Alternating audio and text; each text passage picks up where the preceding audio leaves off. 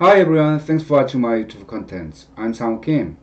In this video, I would like to share how to do Goldfeld Quandt test, which is shortly GQ test in Excel and R. According to Wikipedia, a Goldfeld Quandt test checks for homoscedasticity in regression analysis. I couldn't find Goldfeld portrait, but this is Richard Quandt portrait. I have prepared simple fictitious data. If we draw scatter plot between x1 and y variable, then you can see this kind of graph. As you can see, there is compared to this part, the first part of data has smaller variance than those of second variable. In our program, once you activate RM test library, you can do GQ test. And if you specify fraction equals 0.2, then you can get this output. And under 5% significance level, we can reject null hypothesis and accept alternative hypothesis. So it means that variance increases from segment 1 to 2. So it means that segment 1 and segment 2, you can see there is a variance increase between those two variables. Right. Let me show you how to calculate this GQ test statistic in Excel program. Right. So when you do GQ test in our program, if you specify fraction equals 0.2, it means that you do not consider this part of data. So let's calculate total number of observation. Right, there are 30. Then if you multiply by 0.2, then we do not include 6 observations in the middle of data. So when you do GQ test, you need to specify order by option. So the first step is actually to arrange the data from small to large values of the independent variable, right? That's why I sorted out x1 variable from small to large. Okay, let's get first part of regressions coefficients by using this formula, matrix computation. So emerges transpose of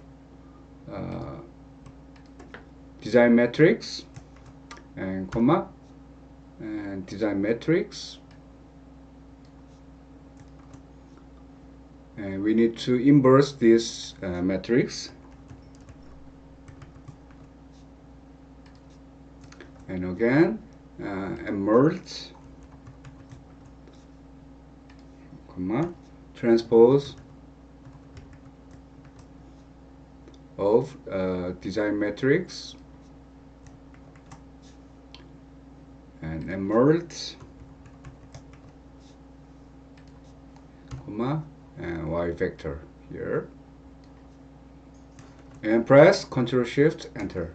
Right, let's get regression coefficients for second part.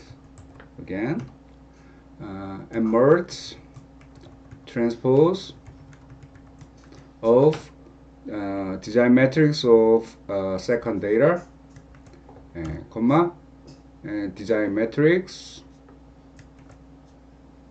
and inverse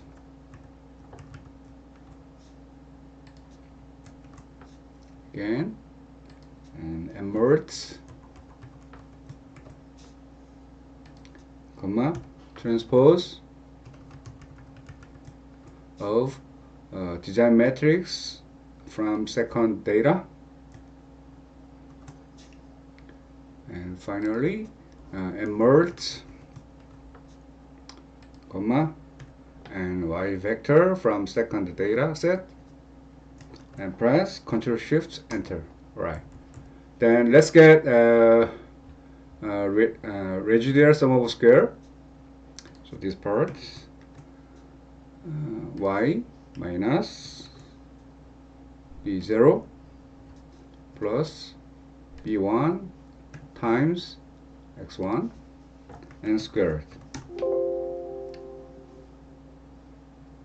Sorry, need to close the bracket here.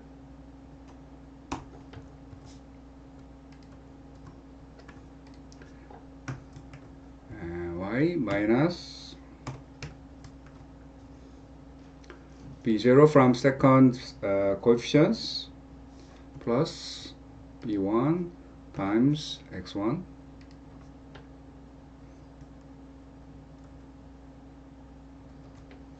and squared. Right.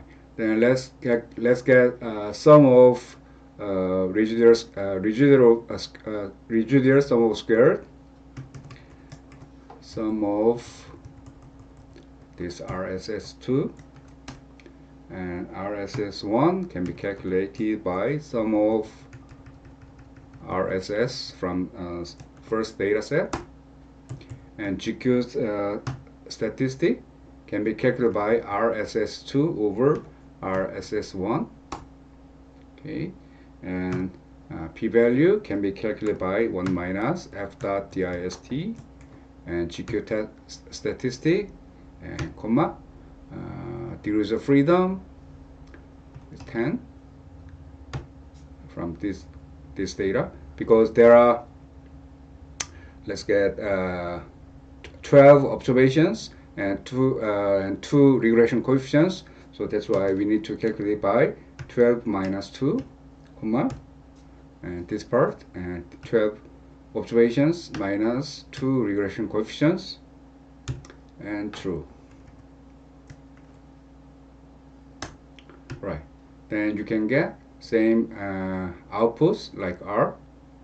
So again, we need to interpret this result like this. Under 5% significance level, it is smaller than significance level, so we can reject null hypothesis and accept alternative hypothesis, which means variance increases from segment 1 to segment 2.